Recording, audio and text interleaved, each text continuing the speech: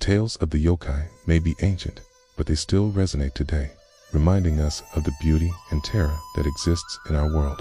Okay? And perhaps, most importantly, that we're not alone in it.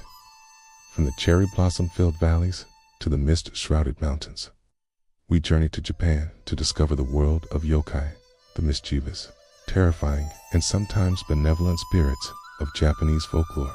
While some yokai are born from humanity's fears and others from nature's raw power, all of them embody the deep respect for the natural world that has defined Japanese culture for centuries.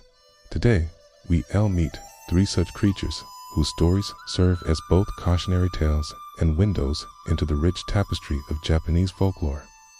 Our first yokai is the kappa.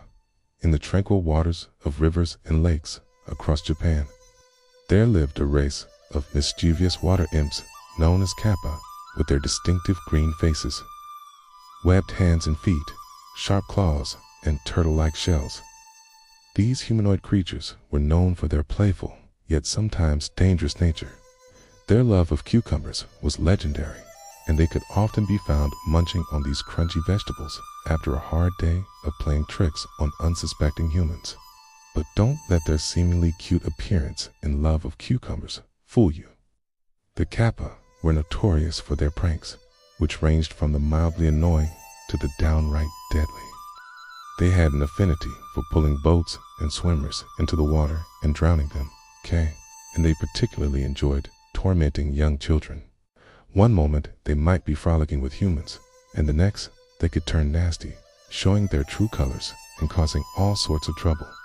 Despite their somewhat villainous reputation, the kappa were also revered as nature spirits, and many people built kappa jinja, shrines dedicated to the kappa near rivers and lakes to honor them. They were seen as guardians of the waters, and it was believed that if you left offerings of cucumber or other vegetables at the kappa jinja, they would protect you and your family from harm. However, if you were kappa's enemy, then you should watch your back, because they wouldn't think twice about taking revenge. Even today, the kappa continue to be a beloved part of Japanese folklore, appearing in everything from traditional tales to modern anime and manga. They are a reminder that even in the most beautiful and serene places, danger can lurk just beneath the surface, and that one should always be respectful to the forces of nature. But this is only the beginning. For as we venture deeper into the heart of Japan's yokai lore, we'll encounter creatures even more fascinating and fearsome than the kappa. So make sure to stay tuned for more tales from the Whispering Forest. And now, let's dive into the next chapter of our yokai adventure. Our next yokai is the kitsune. It's deep in the bamboo forests of Japan, where sunlight filters through the emerald green stalks. There lived a clever fox spirit known as the kitsune. With its bushy tail, pointed ears, and mystical aura, the kitsune was a creature of both charm and cunning. It was said that these spirits could shapeshift into human form, often appearing as beautiful women or even handsome men to interact with humans. Some kitsune were loyal and helpful, serving as guides and protectors to those they favored. Others were tricksters, delighting in leading mortals astray with their sly grins and playful antics.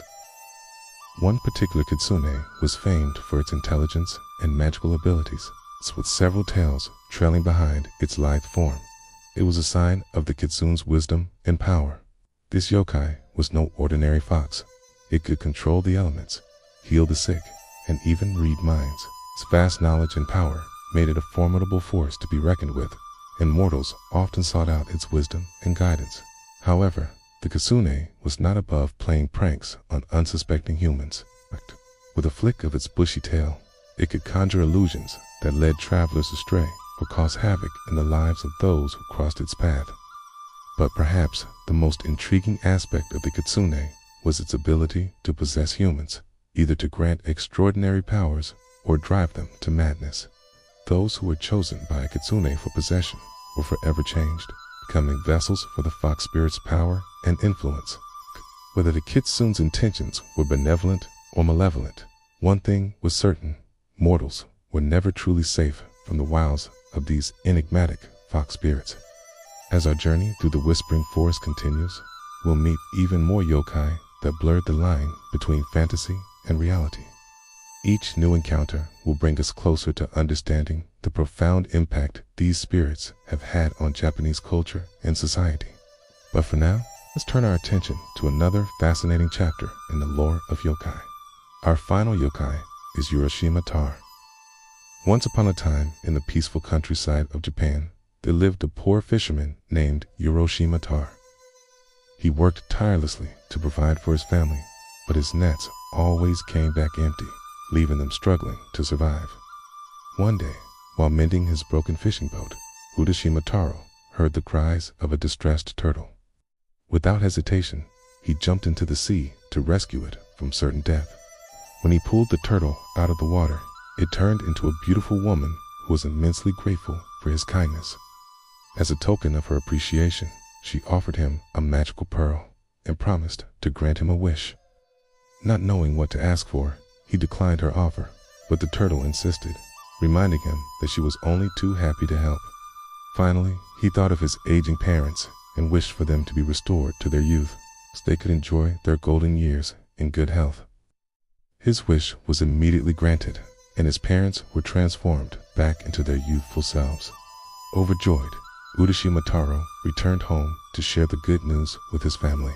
But as days turned into weeks and months, he began to feel a growing sense of unease. His parents seemed distant and disinterested in him, and he couldn't understand why. One night, unable to bear the tension any longer, he confronted his mother and asked her what had happened to the family's bond. She responded coldly that she didn't know what he was talking about and ordered him to leave. Heartbroken and confused, he fled to the mountains, where he soon collapsed from exhaustion.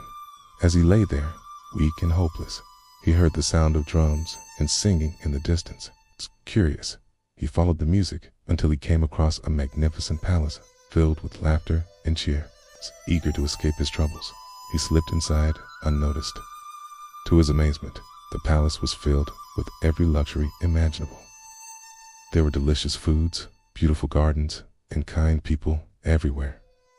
He soon forgot about his worries as he joined the festivities, but his joy was short-lived. As the night wore on, the music became louder and more frenzied, and the revelers began to dance wildly.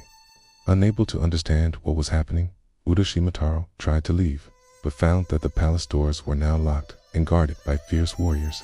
He realized that he had stumbled upon a secret gathering of demons, and now he was trapped inside. As the demons closed in on him, he remembered the magical pearl given to him by the turtle. Clutching it tightly, he made a desperate plea for help. The turtle appeared before him, revealing her true form as the daughter of the sea god. She explained that the demons had been plotting to steal the pearl and use its power for evil. Realizing the gravity of the situation, Urashima Taro understood that he must do everything in his power to stop them. Using his wits and courage, he managed to outsmart the demons and to protect the pearl. Impressed by his bravery, the sea god offered him another chance to make a wish. This time, he wished to return home and resume his life as a simple fisherman. His wish was granted, and he awoke in his own bed, realizing that his adventure in the demon realm had only been a dream. However, when he went to greet his parents, he was shocked to see that they were old and frail once again. Despondent, he threw the turtle's gift back into the sea, where it disappeared. Just then, the turtle emerged from the water and revealed that she had been watching over him. She explained that his selfless actions in the demon realm had earned her eternal gratitude, and she would grant him a final wish. Overwhelmed with emotion, Urashima Taro wished for his parents to be returned to their youthful forms once more. His wish was granted, and he embraced his parents, overjoyed at their restored health and happiness. From that day forward, Urashima Taro and his family lived in peace and prosperity, forever bound by the love and respect that had brought them through their greatest challenges.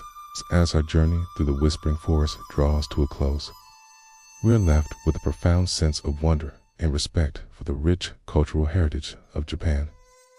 The stories of the yokai remind us that the world is full of mysteries beyond our understanding, and that we should approach them with reverence and humility.